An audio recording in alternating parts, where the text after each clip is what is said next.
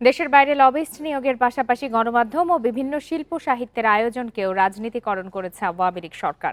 রবিবার ঢাকা রিপোর্টার্স ইউনিটিতে এক সংবাদ সম্মেলনে এমন অভিযোগ করেন ঢাকা লিড ফেস্টের প্রতিষ্ঠাতা আহসান আকবর। এর প্রতিবাদ করায় যুক্তরাজ্যেও তার বিরুদ্ধে আইনি হেনস্থার অভিযোগ আনেন তিনি। পতিত আওয়ামী লীগ সরকারের সময় সংবাদ, সংস্কৃতি ও গবেষণা প্রতিষ্ঠানের রাজনৈতিক অপব্যবহারের প্রমাণ তুলে ধরতে সফট পাওয়ার হার্ড অ্যাবিউজ শীর্ষক সংবাদ সম্মেলনের আয়োজন করে দ্য ফিউচার ফোরাম। বাংলাদেশি বংশোদ্ভূত যুক্তরাজ্যের নাগরিক, ব্যবসায়ী ও লেখক আহসান আকবরের অভিযোগ, অর্থ পাচারের পাশাপাশি আওয়ামী লীগের জন্য আন্তর্জাতিক লবি নিয়োগে সহায়তা করে জ্যামকন গ্রুপের পরিচালক কাজী আনিস। তার শুরু করা ঢাকা লিড ফেস্টও ছিনিয়ে নেয় ইসলাম বিরোধী, ইসরায়েলপন্থী ও আওয়ামী লীগ বয়ানের অংশ বানানো হয়।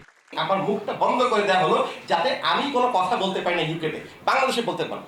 সাথে সাথে কাজী আনিস জুলাই মাসের 2023 সালের জুলাইতে সে থ্রেট দিল, তুমি ঢাকায় আসো, র্যাব দিয়ে তোমাকে তুলবো আমরা। বাংলাদেশি টাকা 2.5 কোটি টাকা, 2.5 কোটি টাকা তারা বিদেশে আমার বিরুদ্ধে তারা খরচ করেছে আমাকে শেষ করে দেওয়ার জন্য। এখানে তাদের ঢাকা ট্রিবিউনের এক্স এমপ্লয়ি, আপনি কথা বলতে পারেন তাদের সাথে, অবাক হোসেন আছে, আর আছে আমার বন্ধু, তারা বেতন পায় না। তার দাবি হাসিনা সরকারের পক্ষে লবিস্ট নিয়োগ করে কাজী আনিস ও তার সহযোগীরা। এভিডেন্স সহ যে রিপোর্টটা এসেছে ওটা কিন্তু নেত্রা রিপোর্ট। সেথ নিক্সন এবং কাজী আনিস আহমেদের লয়ারকে এবং তাদের এজেন্টকে প্রশ্ন করেছিল, তারা কোনো উত্তর দেয় নাই, কারণ তাদের উত্তর ছিল না সেখানে। দেশের মানুষের টাকায় গঠিত সিআরআই নানা গুজব ও বিদেশে প্রোপাগান্ডা ছড়াতে ব্যবহার করা হয় বলে দাবি করা হয় সংবাদ সম্মেলনে।